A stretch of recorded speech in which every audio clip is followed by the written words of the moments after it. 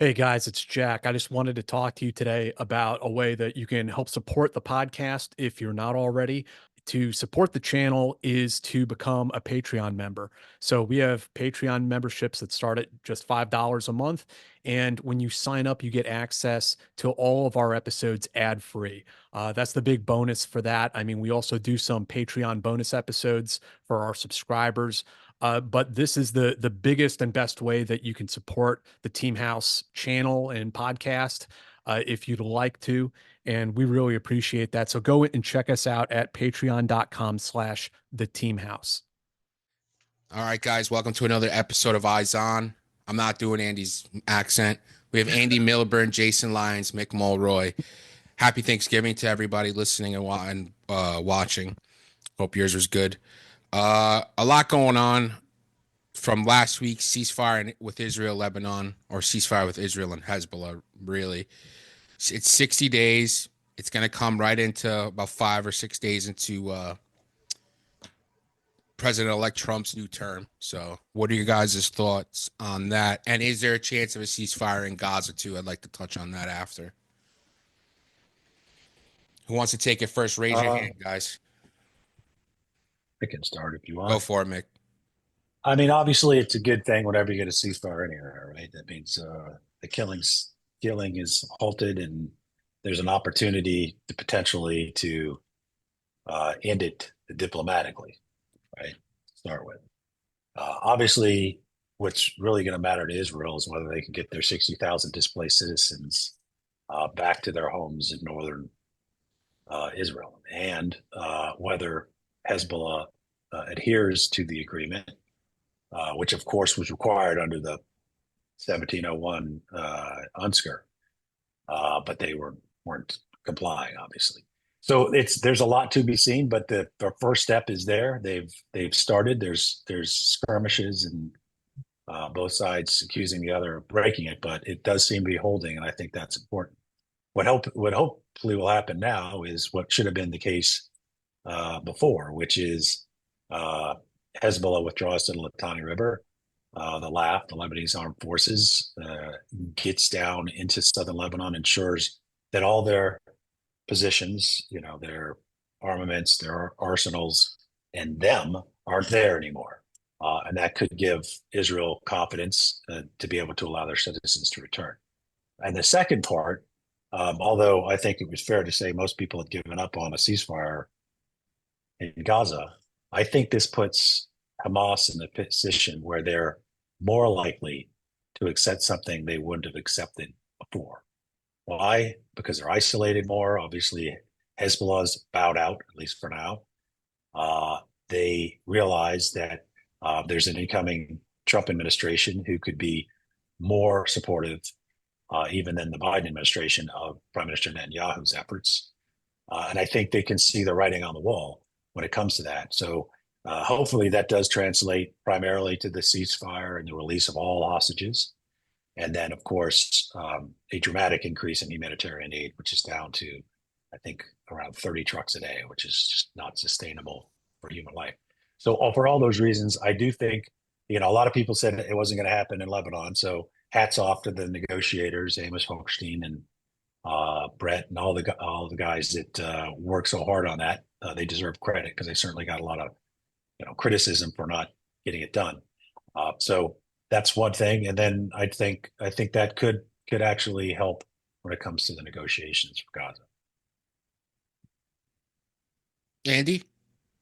Yeah, I think no, I mean I totally agree with Mick that it's a tremendous job by the negotiators because frankly they didn't have a lot on their side. There wasn't like there was a strong effort from the Israeli team to support them. I mean, we had Enat Wilf on the other day, and remember, I just want to remind listeners that although some people seem to think that what she was saying was extreme, what she was saying kind of represents mainstream Israeli thought in many ways. I mean, she was recommended by many people that I know in Israel. And so what she said on Lebanon was, hey, listen, our job's to go in there and mow the grass whenever this happens, and it's up to everyone else to fix it, right? So that kind of attitude was prevalent facing the negotiation team. So they did, I thought, a tremendous job.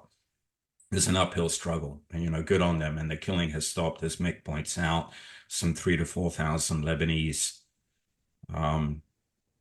whether civilians or, I mean, obviously mostly civilians, dead and families already moving back into southern Lebanon.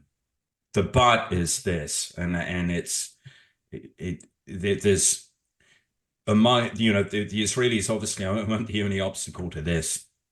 And the Litani River, yes, was specified by the 1701 resolution. It's a belated effort to enforce that. But some might argue that it's almost irrelevant now for a couple of reasons. One is although Hezbollah is on the ropes, they certainly have or capable of getting more missiles and rockets that range further than the Litani River, and a lot of their sites are in the Bekaa Valley or around Beirut for the longer range missile system. So that wasn't the greatest threat. And the other part is the part of 1701, we've talked about this before.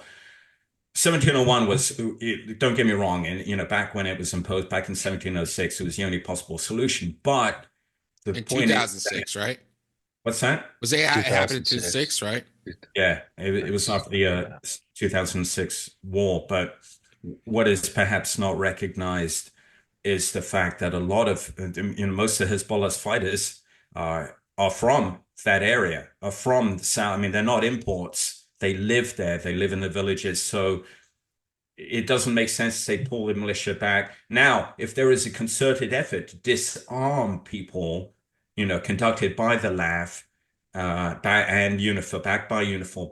backed by the international community to disarm militias south of the Litani River, then it'll have some teeth. But that's a hard task. I mean, at least before the Israeli offensive, Hezbollah was in many ways stronger than the LAF as far as weapons inventory and as far as kind of I don't want to say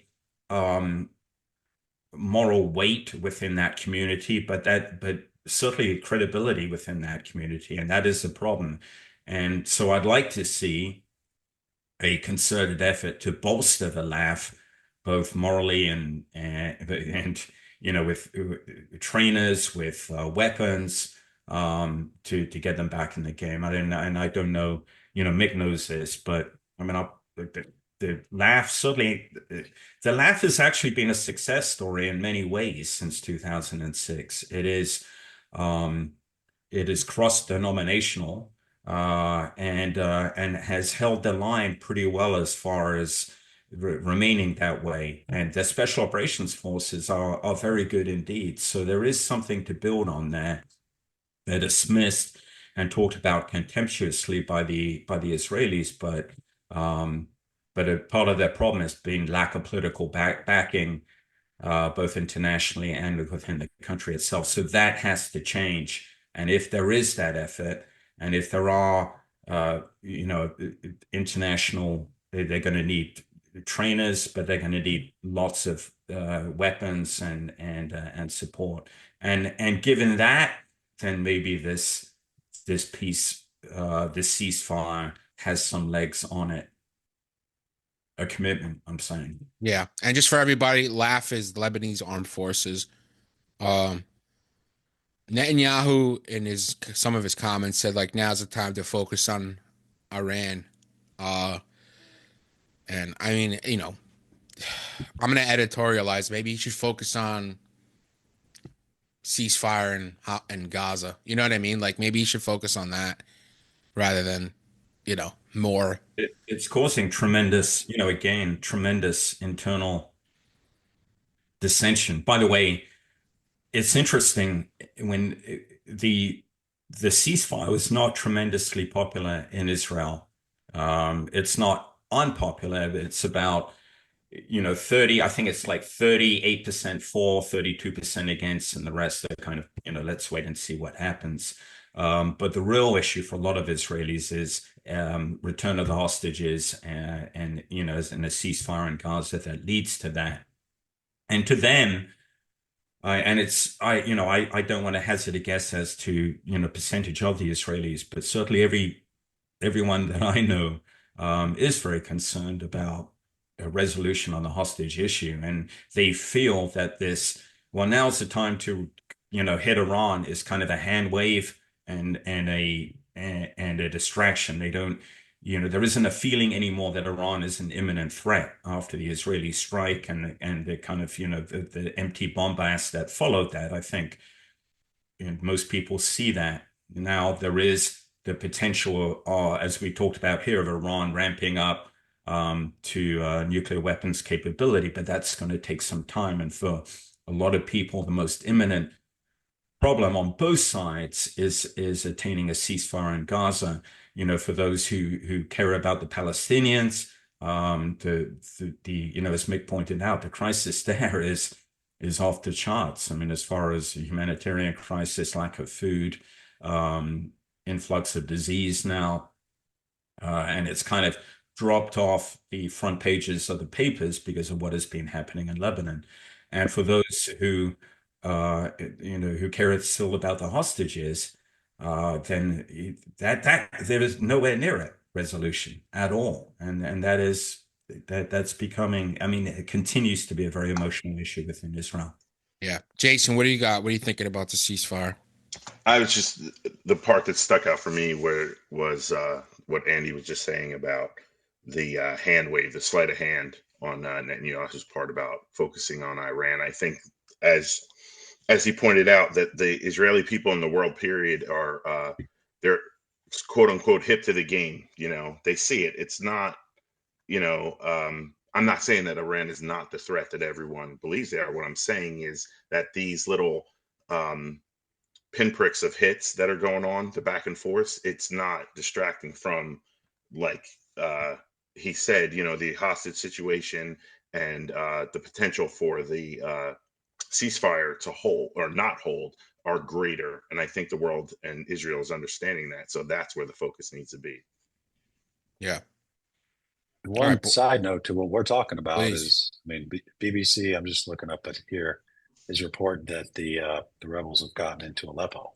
So this is all intertwined, right? So a lot of the support for the regime in Aleppo was, of course, Hezbollah, Iranian-backed militias, who decided that they had a better fight to fight. And that's probably one of the consequences of seeing that in a good way, I guess, to a certain extent, except for these rebels are mostly jihadists. I know we're getting into that, but this is all connected, right? Yeah, no, that's perfect, actually. Yeah, that's an interesting thing, too. I'd love to know, more about the rebels, right? They're all jihadis, right? And it's, obviously Syria, the complex maze that Syria is like something that somebody should write a book about, because there's so many like world powers, regional powers playing in there. Are we giving jihadis, were we giving jihadis like equipment and training and stuff? It's just an insane like labyrinth of like, you couldn't even, like, you need a decoder ring to understand what's going on in Syria. And like you said, like, I want a little bit more on like the HTS, like those jihad, like what's their deal?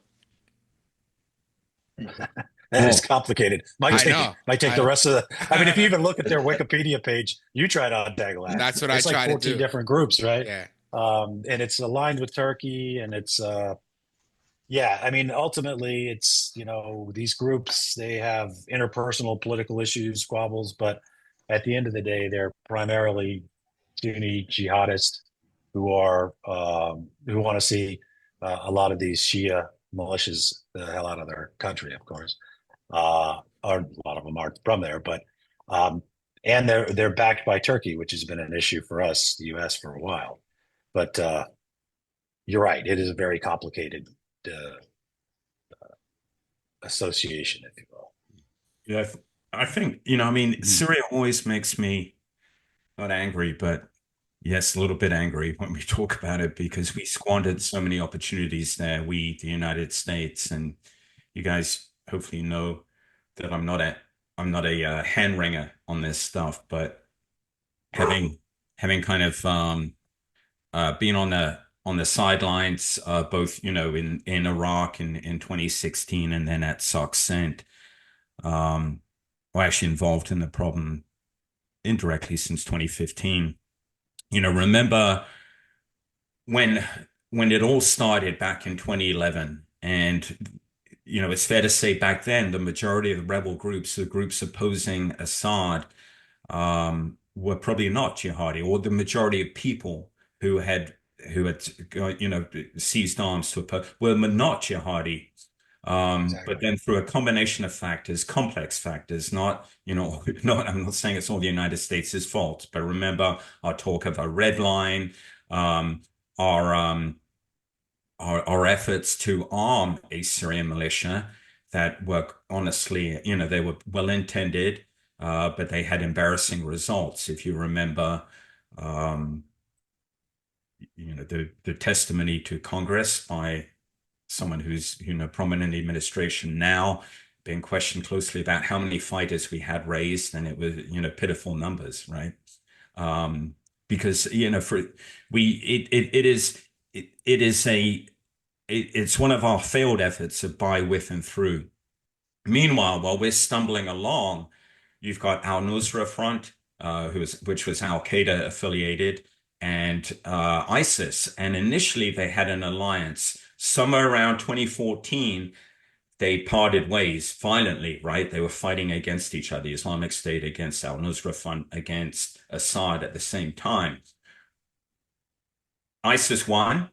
And remember, the Islamic State had this propaganda machine that was unbelievable, and young people opposed, young Muslims opposed to the Assad regime, and that was their primary motivation. Flocked to the Islamic State, right? And then of course I'm not justifying people who joined the Islamic State, but the motivation among, certainly among detainees who were questioned, if they're to be believed, was to oppose the Islamic Assad regime.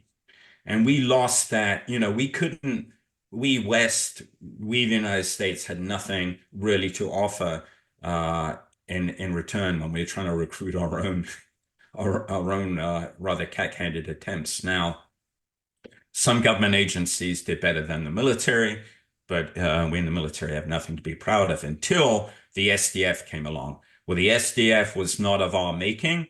The SDF were a Kurdish anti-Assad organization, led by a very charismatic guy named Mazloun, right? And Yeah. around 2015, Special Operations, basically JSOC, saw the opportunity to side with SDF, and initially it was supporting them with indirect fire and CAS, and then we started to put trainers in there. And that was our success effort in Syria, backing the SDF, but it wasn't of our making.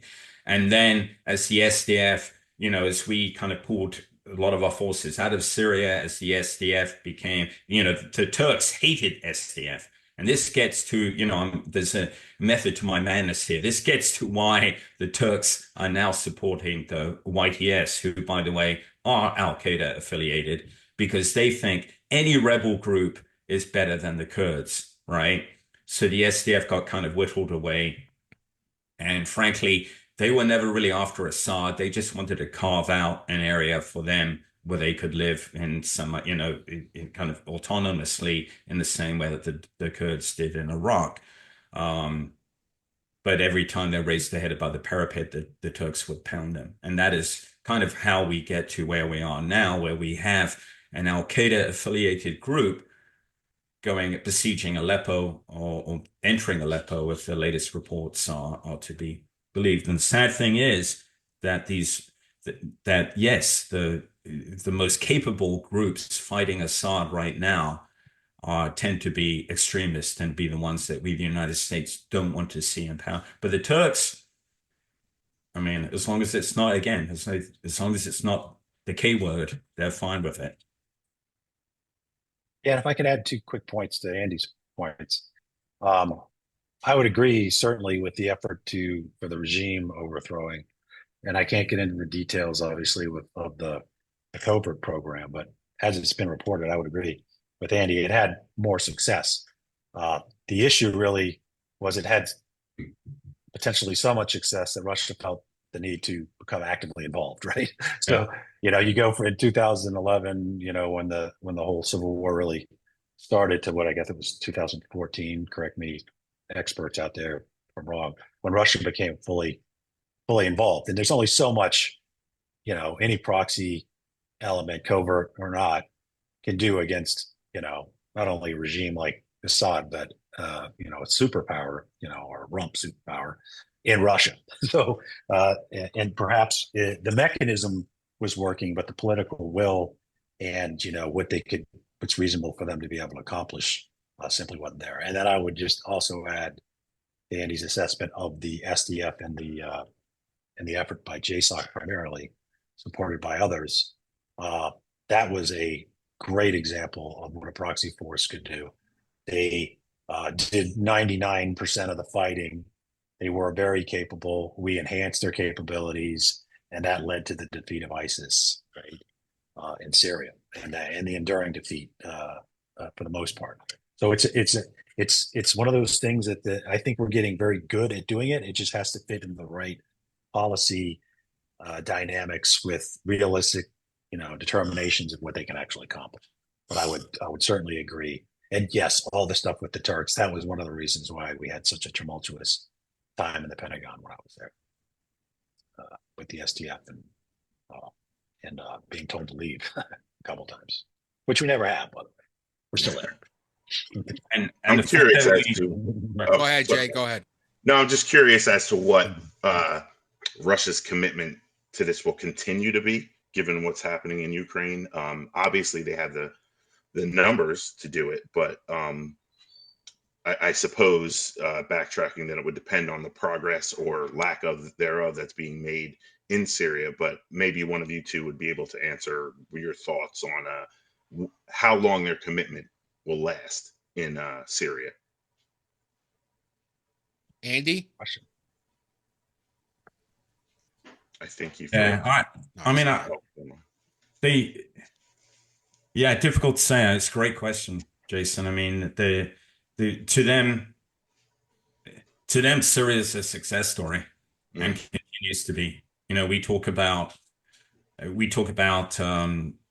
using, by, with, and through, using a relatively small amount of forces to achieve strategic aims. And I hate to say it, but that's kind of what the Russians have done in Syria. I mean, they, at a cost to them, yes, but remember, even when we pummeled them back in, when was that, Mick? Was it 2015? No, it was 2017, right? We killed like 300 Wagner guys. Yeah. Oh yeah. Yep. Yeah. And I think that's what everybody concentrates on. That's why I think everybody, the average person like me, thinks, oh, we kicked their ass over there. Yeah, no, but they continued because remember, the guys they lost were guys that they could disassociate themselves with, guys they didn't have to answer to families about, right? And so I mean, they've got mainstream Russian forces there too, and they've certainly stepped down their mainstream effort, but they continue to, some would argue they didn't need to maintain a large force there because they have tremendous influence and they continue to achieve their strategic ambitions. And the last thing, the fact that I would say is that, remember, they also had help from Iran, whether they've had bumpy relationship with Iran, but in Syria, they've generally got along pretty well. And the Iranians have done the brunt of the actual fighting. I mean, again, Russian military has plenty of advisors there. But the frontline troops the Russians are using, in the past at least, have generally been contractors. So they're achieving, yeah, and look, they've got a Mediterranean port. They've got tremendous. I mean, if you talk to people who've been journalists who've been, into regime-held Syria, you hear Russian voices everywhere. You even have Russian tourists going to the Mediterranean, resorts there. I mean, it is heavily under Russian influence. That's right. And the strategic aims is all they care about, right? 500,000 civilians dead, doesn't matter. The Wagner guys that were killed, I mean, we can see how much they care about troop lossage in Ukraine now. So that those things are inconsequential, really, to the Russian, thought process. So I think, as Andy said, that they've been successful there. I don't see them leaving anytime. Awesome. Yeah, I was curious because as I said, average guy like me, the average citizen is probably like, holy shit, Russia's still there. Like they just hadn't, didn't even think about it until this came up. Yeah. So talking about Russia, yeah, ahead, not Andy, only Syria, by the way, but across Africa too. I mean, look at the Pan Sahel region in Africa. I mean, the Wagner Group is still going strong there, carrying out Russian strategic aims. The French have no influence in Mali at all now. I mean, it is basically Russians running the show. Yeah. Trump has nominated Keith Kellogg, former national security advisor and retired lieutenant general, to be the special envoy, right? Ukraine-Russia envoy. So he's going to be taking part most likely in the negotiations in terms of what like a peace deal or ceasefire deal would look like. What do you got, Mick? You mentioned this. Like, what do you think about the plan? Where do you think it goes from here? Is this guy a good pick? Give me everything. Everything you got. I do think he's a good pick. I mean, he's extraordinarily experienced. He was the national security advisor in addition to being a retired 3-star. But I think he's like 80, so God bless him for still serving. I tend to be at the VFW almost exclusively in Whitefish. But so some of the points that I point out from General Kellogg, he was actually critical of not supplying more weapons to Ukraine before the invasion, and that the decisions to provide weapons to Ukraine afterwards should have came faster, with less deliberation and certainly more effect on the battle. Now, part of that might be I'm just criticizing the other guy kind of thing. But I do think, if he agrees with that, then his overall posture should be that he wants the Ukrainians to win, which is a good thing. Now the question is, how is this actually going to work? I looked in specifically into what it seems like they're proposing. Yes, it's a freeze in the conflict. Yes, there'll be some kind of demilitarized zone with NATO troops who, to my knowledge, haven't signed on, NATO troops, non-US, to do it. But from my understanding, it won't require that Ukraine, if they agree with it, of course they have to agree, give up on their claim to their own sovereign territory.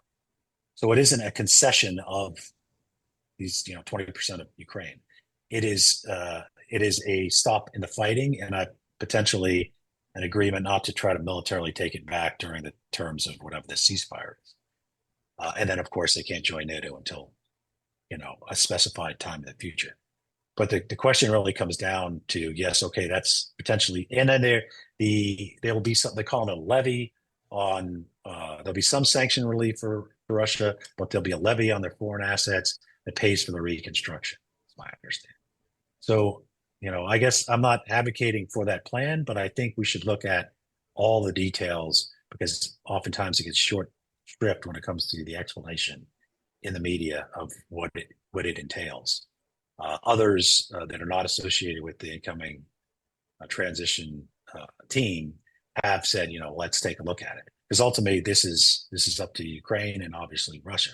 The other part of this equation is how many people believe Russia would adhere to this. I mean, why did they launch an invasion just to, to end up with this stalemate with, a lot of the region where they have simply not valuable terrain. And then of course, how many times have Russia broken agreements with Ukraine? So how valid is the agreement when you have somebody um, like Russia on one side of it and their word? So there's a lot going into this, but I do think, well, and I do think he's a good selection. Certainly his experience, he's going in this with decades and decades of experience, and somebody who, by all statements I've seen, is supportive of our partner in Ukraine, uh, you know, being successful in the long term. Mr. Milburn, Colonel Milburn, apologies.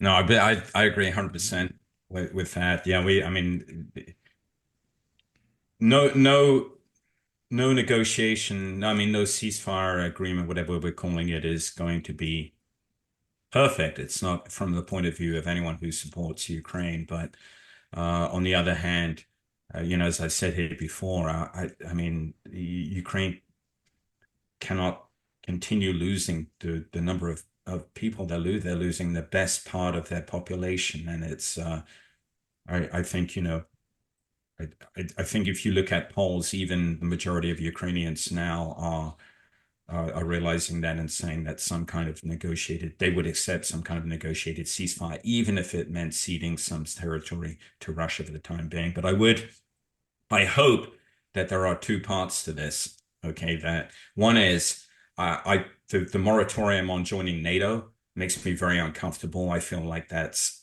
an over concession, right? I mean, Russia wants to end the war too. We don't have to trip over ourselves and saying, oh, here, and by the way, I think we should hold that off as in the wings, say, hey, we're going to look at this, see how this ceasefire works out, all right? Before we make any commitment on not bringing Ukraine into NATO, because Russia, if you start, if anything starts happening, then we're going to rush to bring Ukraine into NATO. We need to have that there as a kind of a clause to make sure Putin does adhere to this, because he's terrified of that happening. Number two is, I hate to see any moratorium on providing weapons to Ukraine. All right, we should not agree to that. We should say, hey, you shouldn't worry about what we're providing Ukraine as long as you adhere to the rules of this ceasefire, and then we should flood the Ukrainians with weapons to ensure that the ceasefire holds. All right, and if the Ukrainians are the ones who violate the ceasefire, well, there's going to be penalties, obviously, for them. But the point is, again, to Mick's point, Putin is still in control in Russia. Putin is not someone you can negotiate with. He's not a man, as I think one of our own presidents said, that you can come to a deal with at all, unless he is afraid of the consequences of it going wrong. And so we need to hold those consequences close to our chest. We're a stronger country by far. We've got to be wary of building Russia up into this, this bogeyman, with talks of new non-nuclear kinetic weapons, blah blah blah. Remember, 3 years ago, everyone was in think tank land was pissing themselves at the thought of the Russian army, facing the Russian army, and we find that the Russian army is a paper tiger.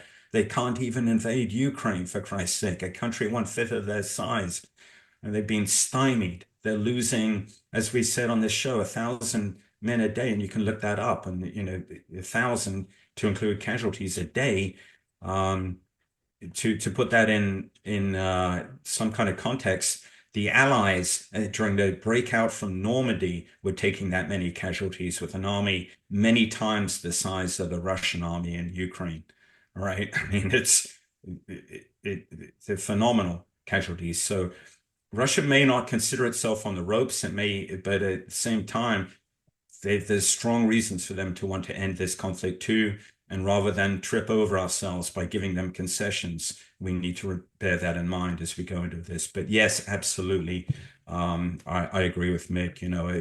There's a solid guy, at least, not a Fox News presenter who's in charge of the negotiations here. Perhaps a guy who understands the Russians as well, better, as well as anyone in DoD. And I think that's all positive. And I do, to Andy's second point, I do think, if I read it correctly, that it would maintain the level of military support for the very reason you said, so that they will be able to not only defend themselves but continue to rehabilitate their army and strengthen, so that if there is some kind of breakdown in the ceasefire, that they'll be prepared, which would just only enhance the idea that Russia would stick to the ceasefire if they know that was happening.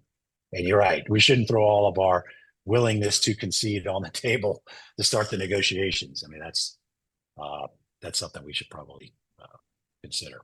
Maybe General Kellogg will. Yeah, sure. I mean, because you look at like the deal points, like the points in the plan, and it's basically like somebody in the Kremlin drafted it up. It sounds like, you know what I mean? It sounds like Ukraine's going to lose everything. And why would they do that? Like, they're not the bad guys here. It's a pretty clear and cut who the bad guys are here, right? Yeah, for sure. Anything else, boys? What are you thinking? That's a lot. That is a lot going on in the world. That is a lot. We touched on Africa, mixing Africa now with Fogbo, doing some humanitarian aid, doing the damn thing, while everyone else is stuffing their face in Turkey yesterday, mixing Africa, providing food. And, how many metric tons did you say, Mick, before we started? Well, I don't want to get into a lot of them specifically. Okay, sure. Sorry. We could certainly talk about Sudan. Yeah. Okay. Okay, great. Let's do that. So Sudan has been going through this civil war since April 23, I think is when it started,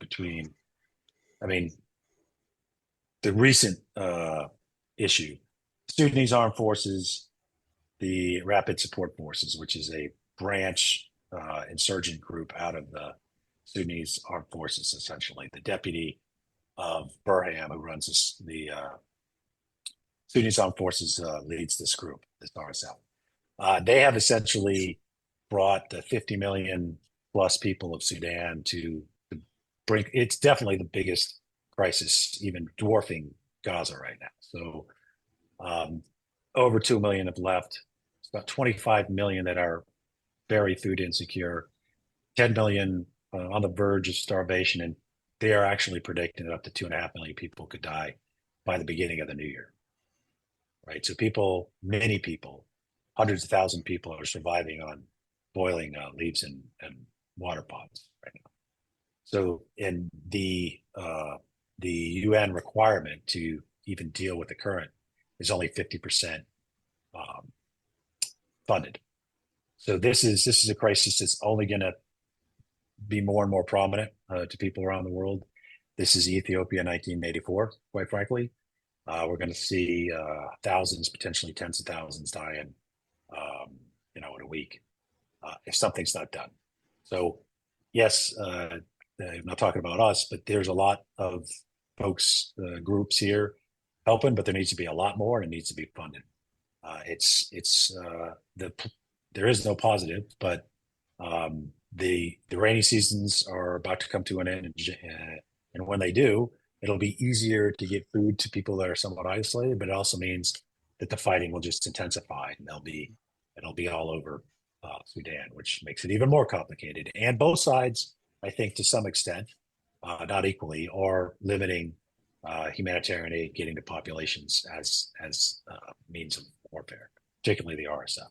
So those are things that the international community has to be interested in, should be interested in, for the sake that we shouldn't allow people to starve to death.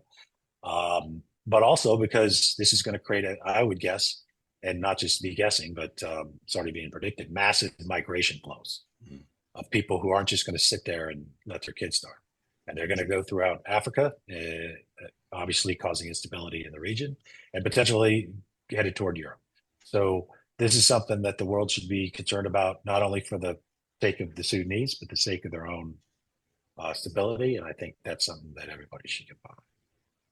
Yeah, those numbers are staggering too. I mean, Gaza, the problem is that that the numbers become kind of meaningless, don't they? Unless they're projected. Gaza, which is what's happening there is horrific. I mean, 40 something thousand people dying there is horrific enough. But at least that news is being brought forefront to the world via the world's media. It is I hate to say this, but it's a trending topic. Sudan is not, and yet there are multiple countries involved in this. It is a proxy war, right, in many ways, and there are members of the international community, to include countries that we are friendly with, who are fueling this, with no one to put the brakes on them, and the effects on the African continent and wider are liable to be. I mean, it's going to happen. This isn't something that is confined just to Sudan or even to the African continent, is my point. Very true. And it's going to take the international community, especially, as you said, Andy, with the countries that have influence on both sides, to really push them to a ceasefire and a resolution and get democracy back in play in Sudan. Yeah, so guys, if you want to help Mick's organization, it's called Fogbo. You could Google it. The links will all be in the description. Yeah, I'm spent. Things are fucked up, huh? Mm. Yeah, and for folks, and obviously for folks that want to know, Fogbo is primarily veterans, people who served in the U.S. Armed Forces, a lot in South, that are taking those skills that they acquired to enable humanitarian operations. So, Mick, I'd love to talk interested. to you. Go ahead. Yeah, if you're interested, definitely the website will be in the description. You could check it out. Sorry, I cut you off, but I'd definitely be interested in making talking to you about, like, what you're doing now, more specifically, because I had this thought, like, you were in the CIA as a paramilitary operations officer. I think that's safe to say. You've been in war zones a lot. You've seen it go down, and what you're doing now, really, like, I don't know. It's like I don't know if you've gained perspective from what's gone on in the last 20 or so years, where you're like doing more to help people. I'm not saying you weren't helping people before, but it was more of a kinetic place where it wasn't like you weren't really thinking about aid to impoverished people and stuff like that. So I'd love to, like, sit down with you for like a long form thing and talk about, like, that kind of arc. You know what I mean? Yeah, and I like to talk about it from the perspective of what veterans I think really bring, right? So not about me, but there's a whole group of veterans, and I don't need to tell you guys because you already know a lot of them are a little, I won't say angry because that just plays into a stereotype, but the way the wars that they fought in ended. But I think they should be proud of what they did do, and there's a lot of skills they have that could still be put to use, right? The U.S. military does more humanitarian operations around the world than any other group, period, and they do it more effectively because that's their capabilities are astounding when it comes to the ability of expeditionary operations and basically figuring shit out when nobody else can. So it doesn't need to be with us. We're a small group, but there's a lot of groups out there. There's already groups that exist, and there's probably more groups that could exist and should exist of veterans if they're looking for that. So I'd be happy to talk about it from that perspective and maybe bring some other folks on that are doing that. Maybe a group thing to really give veterans that are looking for something potentially different than they might think is available to them an idea. For sure. I'd love to do that. All right, boys. That's the show. Andy Milburn. He's got a book. Check it out, When the Tempest Gathers. The link is in the description. All of our social links will be in the description. We're all on Blue Sky. Check it out. It's in the description as well. It's getting yelled at because I didn't put it in the description by people. Everything you need to know. Andy's got a great Substack. Mick's got a great Substack. Jason's on LinkedIn and Blue Sky. Blue Sky. And the best way to support the show is patreon.com/the-team-house. You get ad-free shows, so no annoying ads interrupting. And yeah, thanks guys. This is great. Thanks, gents. Thanks, guys. Thanks, everybody. Have a great weekend.